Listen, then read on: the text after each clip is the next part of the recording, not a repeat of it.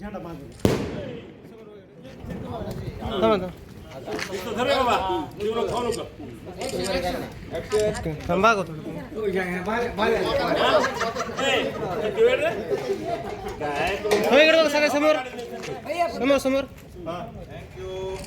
पद्धतीने आज जल्लोष होतोय, पूर्ण बघताय सगळीकडे हे होतं.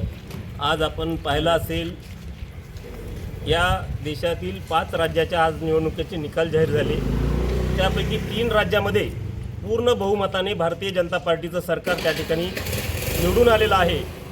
विशेषतः पश्चिम बंगालमध्ये भारत स्वातंत्र्य झाल्यानंतर पहिल्यांदाच त्या ठिकाणी भारतीय जनता पार्टीचं सरकार या ठिकाणी सत्तेत आलेलं आहे. या ठिकाणी आपण पाहिलं असेल, पश्चिम बंगालच्या निवडणुकीमध्ये भारताचे पंतप्रधान माननीय नरेंद्रजी मोदी आणि गृहमंत्री माननीय अमितजी शहा यांनी त्या ठिकाणी 15 दिवस पूर्ण वेळ लक्ष देऊन या ठिकाणी हा विजय खेचून आणलेला आहे. भारतीय जनता पार्टीची सत्ता पश्चिम बंगालमध्ये येणं किती आवश्यक होतं हे तिथल्या जनतेने दाखवून दिलं. आणि या ठिकाणी जी काही बांगलादेशीची घुसखोरी होत होती, या बांगलादेशीच्या होणाऱ्या घुसखोरीला रोखण्यासाठी त्या ठिकाणी सत्ता परिवर्तन आवश्यक होतं. आणि येणाऱ्या काळामध्ये ही घुसखोरी रोखल्यानंतर आपल्या देशातील लोकांना त्या ठिकाणी सुरक्षा मिळण्यासाठी हे सत्ता या ठिकाणी निश्चित काम करेल. आणि हा विजय सर्व कार्यकर्त्याचा त्या ठिकाणी असणाऱ्या सर्व कार्यकर्त्याचा आहे. कारण लोकांमध्ये खूप मोठा आक्रोश होता. अनेक वर्षापासून त्या ठिकाणी जे काही लोकांवर अत्याचार होत होते, लोकांना त्या ठिकाणी न्याय मिळत नव्हता, महिलांवर होणारे अत्याचार हे सगळे या ठिकाणी पाहून त्या ठिकाणी लोकांनी हा बदल घडून आणला आहे. आणि निश्चित या देशाचे पंतप्रधान आदरणीय मोदी साहेब आणि अमित शहा यांच्यावर या लोकांनी विश्वास दाखवला आहे. एवढंच या ठिकाणी आनंद, म्हणजे आम्ही या ठिकाणी आनंद व्यक्त करत आहोत. प्रचंड उत्साह आणि आनंदाचं वातावरण आहे. कारण जे आपल्या भारत देशामध्ये 5 राज्यामध्ये निवडणुका झाल्या, त्याच्यापैकी 3 राज्यामध्ये भारतीय जनता पार्टीचं थम्पिंग बहुमताने सरकार आलेलं आहे. पश्चिम बंगालमध्ये 293 पैकी 205 जागेवर भारतीय जनता पार्टी जिंकलेली आहे.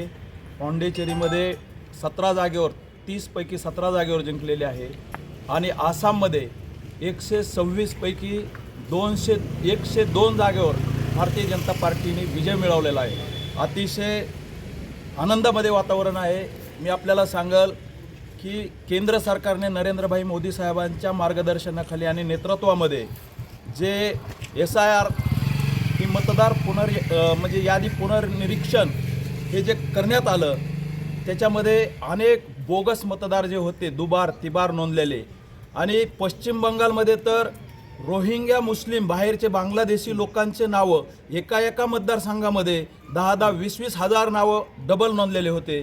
ते SIRमुळे ते कमी झाले आणि त्याचासुद्धा फायदा भारतीय जनता पार्टीला झाला.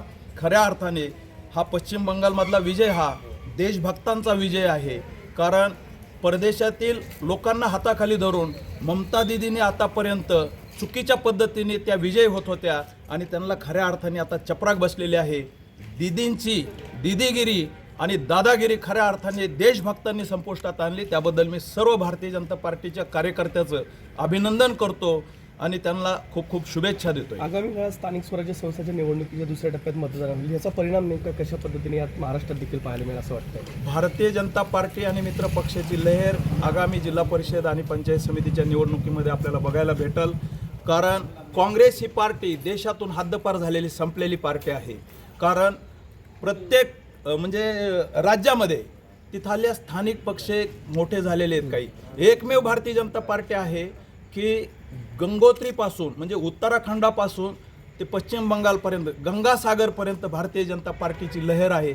आणि जे हिंदू राष्ट्र म्हणतोय आपण, खऱ्या अर्थाने हिंदू राष्ट्र आत्ता आपल्याला रामराज्याच्या नंतर शिवराज्याच्या नंतर आता खऱ्या अर्थाने मोदीच्या राज्यामध्ये खऱ्या अर्थाने भारत देश हा हिंदू राष्ट्र बनलेला, याचा आम्हाला सार्थ अभिमान वाटला आहे.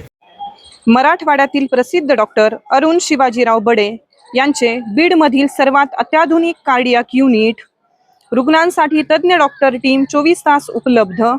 येथे angiography, angioplasty, 2D echo, X-ray, sonography योग्य दरात केली जाते. संपर्क आपल्याच बीड शहरात Shivajirao heart care and imaging centre, Yashwantrao नाट्यगृहाजवळ, बीड.